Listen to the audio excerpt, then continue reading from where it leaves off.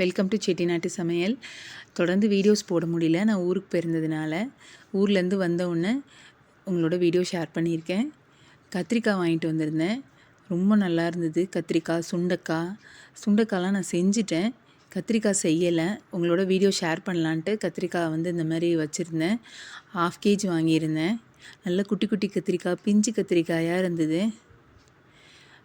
ரொம்ப சூப்பராக இருந்தது.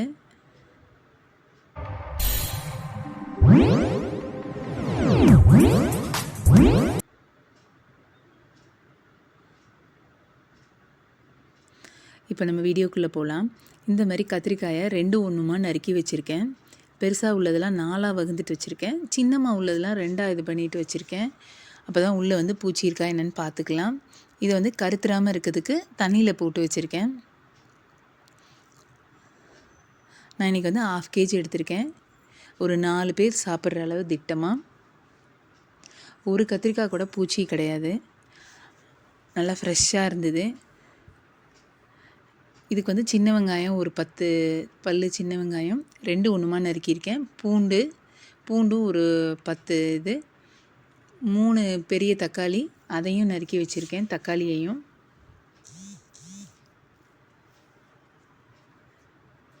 உப்பும் புளியும் ஊற போட்டு வச்சுருக்கேன். ஒரு நெல்லிக்காய் சைஸு புளி உப்பு போட்டு தண்ணியில் ஊற வச்சு வச்சுருக்கேன். கருவேப்பிலை இந்த மாதிரி ஃப்ரெஷ்ஷாக இருந்தது. ஊரில் மரத்தில் இந்த மாதிரி பறிச்சிட்டு வந்தேன். வாடாமல் இருந்தது. இந்த மாதிரி கவரில் போட்டு வச்சுருக்கேன். இப்படி வேணுங்கும் போது நம்ம ஆஞ்சிக்கலான்னு. இங்கெல்லாம் வாங்கின 4 நாள் 5 நாள்லேயே இந்த மாதிரி ஆயிடுது. ஊரில் நல்லா ஃப்ரெஷ்ஷாக இருந்தது. ஒரு நெல்லிக்காய் சைஸ் புளியும் இந்த மாதிரி ஊற போட்டு வச்சுருக்கேன். இப்போ மண் சட்டி எடுத்து நல்லா கழுவிட்டு இந்த மாதிரி ரெடியாக வச்சுருக்கேன். இப்போ ஸ்டவ் ஆன் பண்ணிடலாம். ஆன் பண்ணிவிட்டு நல்லெண்ணெய் இதுக்கு ஒரு 2 கரண்டி நல்லா தாராளமாக நல்லெண்ணெய் எடுத்துக்கோங்க. அது நல்லா ஊற்றிட்டு நல்லா சூடான உடனே 1/4 டீஸ்பூன் கடுகு,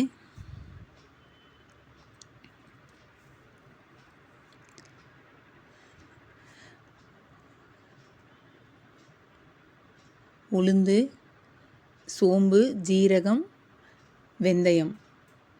உளுந்து சேர்த்துட்டேன். இப்போ வெந்தயம் சேர்த்துருக்கேன். சோம்பு, ஜீரகம் இது எல்லாமே நல்லா வாசமாக இருக்கிறதுக்கு. மண் சட்டியை வச்சு நல்லெண்ணெயை ஊற்றினோன்னா அப்படி ஒரு மண் வாசனை ரொம்ப சூப்பராக இருந்தது. எப்பயும் நம்ம கடாயில், இரும்பு கடாயில், நம்ம நார்மல் கடாயில் செய்வோம். இந்த ஒரு தடவை மண் சட்டி இல்லை, இந்த மாதிரி செஞ்சு பாருங்கள். டேஸ்ட்டே வேறு லெவலு. இப்போ சின்ன வெங்காயம் 2 ஒன்றுமா நறுக்கி வச்சுருக்க சின்ன வெங்காயம் பூண்டையும் சேர்த்துடலாம். இதுக்கு மிளகை அப்படியே போடுவாங்க. ஆனால் நம்ம சைடில் என்ன பண்ணுவாங்கன்னா மிளகை 1 2மா நல்லா தட்டிட்டு அதில் போடுவாங்க. அப்படியே போட்டால் சாப்பிடும் போது கடிபடும் போது எடுத்து போட்டுருவோம். அதனால் நல்லா இடிச்சிட்டு போட்டிருக்கேன். ஒரு 4 5 மிளகு. தக்காளியை நறுக்கி வச்சுருக்கேன். இப்போ கத்திரிக்காய் இப்போ தண்ணிக்குள்ளே இருந்தது எல்லாத்தையும் தண்ணியிலேருந்து ட்ரை பண்ணிவிட்டு ஒரு பிளேட்டில் மாற்றிக்கிட்டு இருக்கேன்.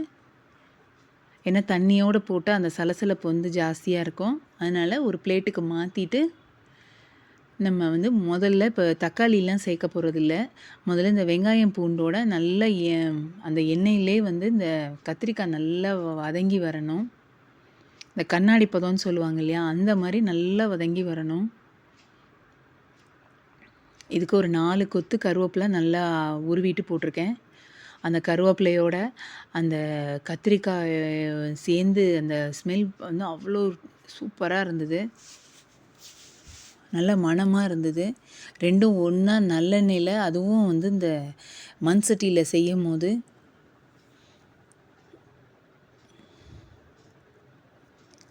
அந்த எண்ணெயிலே நல்லா வதங்கட்டும்.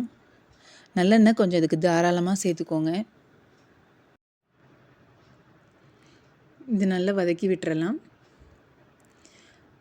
இப்போ இதுக்கு தேவையான மஞ்சத்தூள் அது ஒரு 1/4 டீஸ்பூன் சேர்த்துருக்கேன்.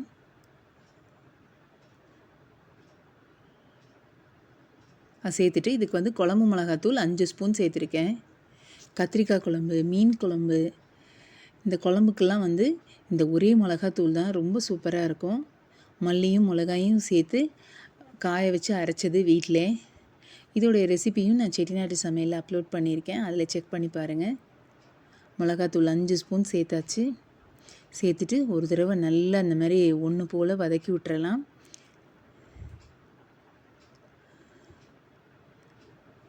இந்த எண்ணெயிலே நல்லா வதக்கி விட்டுட்டு இப்போ வந்து புளியை நல்லா கெட்டியாக கரைச்சி வச்சுருக்கேன். ஏன்னா வந்து நம்ம கத்திரிக்காய் வந்து எண்ணெயில் வதங்கினதோட அது மட்டும்தான் இருக்குது. இன்னும் கொஞ்சம் உள்ளெல்லாம் வேகாமல் இருக்கும். அதுக்காக லைட்டாக புளியை வந்து நல்லா கெட்டியாக கரைச்சி வச்சுருக்கேன். அந்த புளி தண்ணியை அதில் சேர்க்க போகிறேன். திட்டமாக உங்களுக்கு எவ்வளோ அளவு கன்சிஸ்டன்சி வேணுமோ அந்த அளவு சேர்த்துக்கோங்க.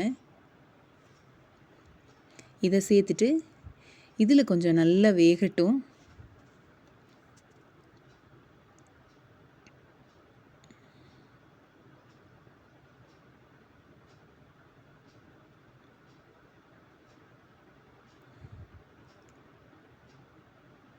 இதில் இப்படி நல்லா வெந்த உடனே ஒரு 3 நிமிஷத்துலேருந்து 4 நிமிஷம் நல்லா வெந்துக்கிட்டு இருக்கும் போது அப்படியே அதுலேருந்து எண்ணெய் வரும். இந்த இந்த கத்திரிக்காயில் உள்ளதெல்லாம் நல்லா வேகும். அப்போ நம்ம நறுக்கி வச்சுருக்க தக்காளியை சேர்க்க போகிறோம். இப்படி ஒரு தடவை வதக்கிட்டு தக்காளி அதோடு சேர்த்து விட்டுறலாம்.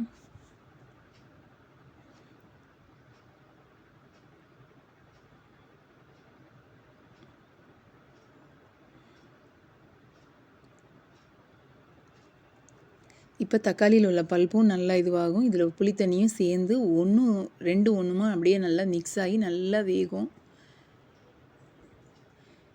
அவ்வளோதான், ரொம்ப சூப்பராக இருக்கும். ஒரு தடவை இப்படி நீங்கள் இந்த மாதிரி செஞ்சு பாருங்கள். இப்போ இதுக்கு தேவையான அளவு உப்பு,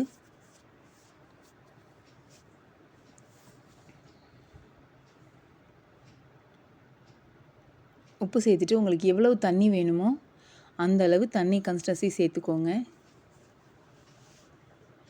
அப்படியே தொக்கா வேணும்னாலும் அப்படியே தொக்கா சேர்த்துக்கலாம். ரொம்ப சூப்பராக இருக்கும். கொஞ்சம் வேகிற அளவு தண்ணி மட்டும் சேர்த்துட்டு, இல்லை நல்ல குழம்பா வேணும் அப்படின்னா உங்களுக்கு தண்ணி எவ்வளோ வேணுமோ அந்த அளவு தண்ணி சேர்த்துக்கோங்க. நான் நல்லா ஒரு 2 டம்ளர் தண்ணி நல்லா சேர்த்துருக்கேன்.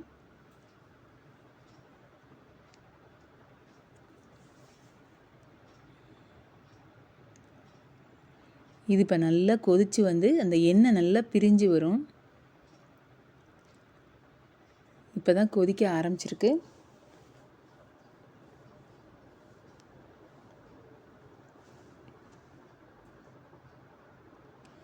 இந்த கொதித்து வரும்போது இந்த சைடாக உள்ளது பாருங்கள், அப்படியே எண்ணெய் அப்படி இந்த சைடு கொதிக்கும் போது இந்த சைடு எண்ணெய் எல்லாம் பிரிஞ்சு வருது.